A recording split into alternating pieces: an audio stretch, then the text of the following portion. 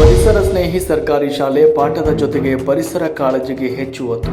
ಶಾಲೆಗಳಂದ್ರೆ ಇದೀಗ commercial complex ರೀತಿಯಾಗಿವೆ. ಎಲ್ಲಾದರೂ ಒಂದು ಜಾಗ ಸಿಕ್ಕರೆ ಅಲ್ಲೊಂದು ಬೃಹತ್ ಕಟ್ಟಡ ನಿರ್ಮಾಣ ಮಾಡಿ ಶಾಲಾ ಕಾಲೇಜು ಆರಂಭ ಮಾಡಿ ಶಿಕ್ಷಣ ಸಂಸ್ಥೆ ಮಾಡಿಬಿಡ್ತಾರೆ.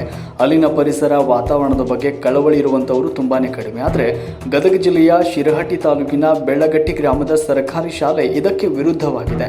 ಇಲ್ಲಿ ಕಾಲಿಟ್ರೆ ಆಯಾಸವೆಲ್ಲ ದೂರ ಆಗುತ್ತೆ, ಕಣ್ಣಿಗೆ ಹಸಿರು ವಾತಾವರಣ ತಂಪು ನೀಡುತ್ತೆ. ಶಾಲೆ ಅಂದರೆ ಹೀಗಿರಬೇಕು ಎನ್ನುವಷ್ಟರ ಮಟ್ಟಿಗೆ ಈ ಶಾಲೆಯ ಮಕ್ಕಳನ್ನ ಸಾರ್ವಜನಿಕರನ್ನ ಆಕರ್ಷಣೆ ಮಾಡ್ತಾ ಇದೆ.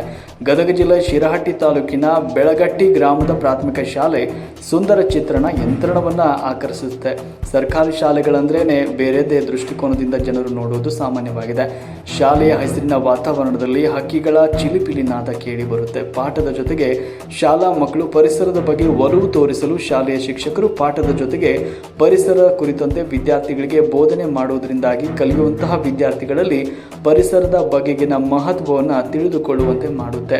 ಅಲ್ಲದೆ ಶಾಲೆಗೆ ತೋಟಗಾರಿಕಾ ಇಲಾಖೆಯವರು, ಕ್ಷೇತ್ರ ಶಿಕ್ಷಣಾಧಿಕಾರಿಗಳು, ಬಿಸಿಯೂಟ ಅಧಿಕಾರಿಗಳು ಶಾಲೆಗೆ ಆಗಮಿಸಿ ಶಾಲೆಯ ಪರಿಸರ ವಾತಾವರಣವನ್ನು ನೋಡಿ ಮೆಚ್ಚುಗೆಯನ್ನು ವ್ಯಕ್ತಪಡಿಸಿ ಪರಿಸರಮಯವಾದ ಶಾಲೆ ಎಂಬ ಹಿರಿಮೆಯ ಗರಿಯನ್ನು ನೀಡಿದ್ದಾರೆ.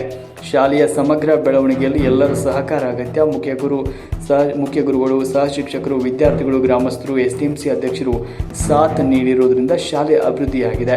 ಹಳ್ಳಿ ಶಾಲೆ ರಾಜ್ಯಕ್ಕೆ ಮಾದರಿಯಾಗಿ ಮಾಡುವ ಕನಸು ನನ್ನದು ಅಂತ ಅಣ್ಣಪ್ಪ ನೀಲಗಿರಿ ಶಿಕ್ಷಕರು ಬೆಳಗಟ್ಟಿ ಪ್ರಾಥಮಿಕ ಶಾಲೆಯವರು ತಿಳಿಸಿದ್ದಾರೆ. ನಮ್ಮ ರಾಷ್ಟ್ರಕ್ರಾಂತಿ ನ್ಯೂಸ್ ಮಾಧ್ಯಮಕ್ಕೆ ಇನ್ನೂ ಕೆಲವೊಂದಿಷ್ಟು ಭಾಗಗಳಲ್ಲಿ ವರದಿಗಾರರು ಬೇಕಾಗಿದ್ದಾರೆ. ಆಸಕ್ತಿ ಇದ್ದವರು ಈ ಒಂದು ಕೆಳಗೆ ಬರುವಂಥ ನಂಬರ್ಗೆ ಸಂಪರ್ಕ ಮಾಡಿ.